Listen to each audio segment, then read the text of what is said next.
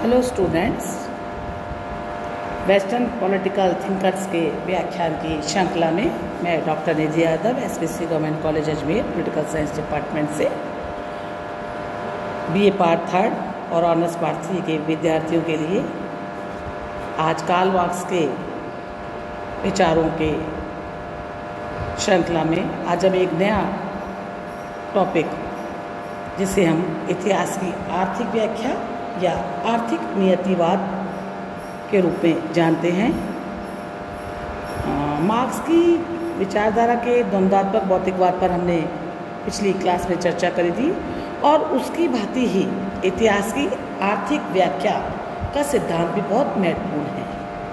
वास्तव में अगर हम देखें तो द्वंद्वात्मक भौतिकवाद के सिद्धांत के संबंध में ये जो आर्थिक व्याख्या का सिद्धांत है ये दोनों एक दूसरे से जुड़े हुए हैं, क्योंकि मार्क्स उन हिस्टोरियन के विचारों से सहमत नहीं हैं जिन्होंने इतिहास को कुछ घटनाओं या व्यक्तियों के कार्यों का परिणाम माना है। मार्क्स का मानना है कि इतिहास की सभी घटनाएं आर्थिक अवस्था में होने वाले परिवर्तनों का परिणाम मात्र हैं।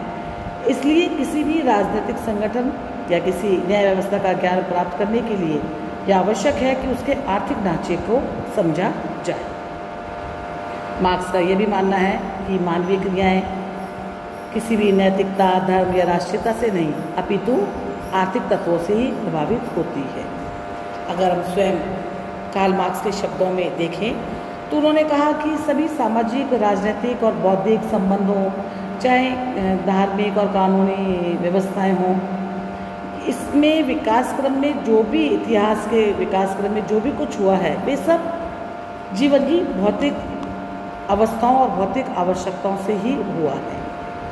तो अपने विचारक्रम को और ज़्यादा स्पष्ट करते हुए कार्ल मार्क्स कहते हैं कि उत्पत्ति के सिद्धांत का निरंतर विकास होता रहा है और वे गतिमान और परिवर्तनशील हैं और उनकी परिवर्तनशीलता के अनुपात में ही हमारे जीवन यापन में भी परिवर्तन होता रहा है।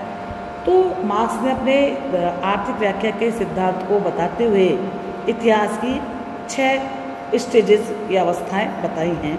उसका मानना है कि जो शुरुआती 4 अवस्थाएं हैं समाज इससे गुजर चुका है और जो 2 अवस्थाएं हैं वो आनी बाकी हैं। यहाँ कार्ल मार्क्स पहली अवस्था के बारे में बताते हुए कहते हैं कि पहली अवस्था आदिम साम्यवादी अवस्था थी, जहाँ पे उत्पादन के तरीके बहुत सरल थे।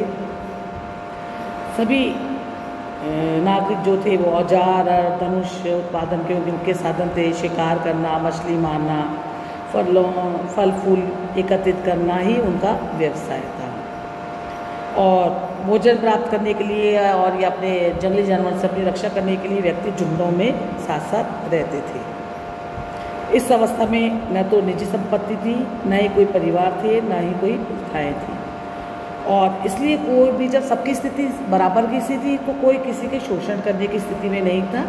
इसलिए मार्क्स ने इसे साम्यवादी अवस्था कहा है, लेकिन इसे आदिम साम्यवादी अवस्था कहा है क्योंकि ये उनका 6ठी अवस्था है जहाँ वो कह रहे पूरी दुनिया के अंदर साम्यवादी व्यवस्था स्थापित होगी। तो ये आदिम साम्यवादी अवस्था है जिससे उन्होंने पहला चरण माना है। दूसरी अवस्था उन्होंने दास अवस्था मानी है। अब उनका मानना था कि अब धीरे धीरे भौतिक परिस्थितियों में परिवर्तन प्रारंभ हुआ है, जहाँ व्यक्ति खेती करने लगा, पशुपालन करने लगा। इससे समाज में निजी संपत्ति के विचार का उदय हुआ। जब निजी संपत्ति का विचार आया तो श्रम विभाजन की भी बात होने लगी। अब जिन व्यक्तियों ने भूमि पर अधिकार कर लिया था तो उन्होंने जिनके पास भूमि नहीं थी उनको दास बना करके उनसे काम कराने लगे। तो जो अभी आदिम समाज की जो अच्छी अवस्था थी, जहाँ शोषण मुक्त अवस्था थी, वहाँ अब स्वामी और दास 2 धीरे धीरे वर्गों का विकास होने लगा। तो आर्थिक क्षेत्र में मार्क्स कह रहे हैं इस अवस्था के अनुरूप ही राजनीतिक संगठन स्थापित हुए और धीरे धीरे प्रगति प्रारंभ हुई। तो दूसरी अवस्था उसने बताई है दास अवस्था। तीसरी अवस्था के बारे में कार्ल मार्क्स कह रहे हैं, इसे हम सामंती अवस्था कहते हैं, जब उत्पादन के साधन में और अधिक वृद्धि हो रही है। इस समय लोहे के औजारों का प्रचलन हुआ है, कृषि, बागवानी, कपड़ा उद्योग, धंधों का भी विकास प्रारंभ हुआ है। और उत्पादन के जब साधन आने लगे हैं, नई नई व्यवस्था आने लगी है, तो श्रमिकों अपनी रुचि और योग्यता के अनुसार कार्य प्रारंभ कर रहे हैं। अब इस समय दास प्रथा के स्थान पर एक नवीन प्रकार के उत्पादन के संबंध आपस में कायम हुए हैं सोसाइटी में, जिसे सामंती व्यवस्था के नाम से या सामंती अवस्था के नाम से जाना जाता है। इस व्यवस्था में सामंत सब भूमि और उत्पादन के साधनों के स्वामी होंगे और भूमि पर खेती किसान या श्रमिक करेंगे। यद्यपि यहाँ पे सामंतों का नियंत्रण है, उतना नहीं है जितना, किंतु यहाँ पे शोषण की स्थिति बहुत ज़्यादा भयंकर हो गई है, क्योंकि ये जो सामंती लोग हैं इनका पूर्णतः खेती पर नियंत्रण है और वो जो अपने खेतों में या कारखानों में जो काम करा रहे हैं वो किसान और श्रमिकों से करा रहे हैं। ये सामंती व्यवस्था है जहाँ पे शोषक और शोषितों के मध्य संघर्ष बढ़ता जा रहा है। चौथी अवस्था वो पूंजीवादी व्यवस्था की बता रहे हैं। ये समय है 18वीं शताब्दी के उत्तरार्ध का है, जब औद्योगिक क्रांति हो चुकी है। अब औद्योगिक क्रांति के परिणाम स्वरूप उत्पादन के साधनों में आमूल परिवर्तन आया है। इस व्यवस्था में या इस स्टेज पर जो पूंजीपति है वह उत्पादन के साधनों का स्वामी है, लेकिन जो उत्पादन का कार्य है वह श्रमिकों के द्वारा किया जा रहा है। तो वस्तुओं का उत्पादन बड़े पैमाने पे श्रमिक कर रहे हैं, लेकिन इनकी बेचान और खरीद का काम पूंजीपति के पास में है। अब श्रमिक के पास उत्पादन के साधन नहीं है तो उसकी स्थिति दासों से कोई बहुत ज़्यादा अच्छी नहीं है। और इस समय सोसाइटी में दो वर्ग, बुर्जुआ जो शोषक वर्ग है, जो मालिक है या जो पूंजीपति है, और दूसरा सर्वहारा जो कि शोषित वर्ग है। इन दोनों के बीच में संघर्ष की स्थिति उत्पन्न हो जाती है और जो अपने एक चरमोत्कर्ष पर पहुंच करके पूंजीवादी व्यवस्था को समाप्त कर देती है।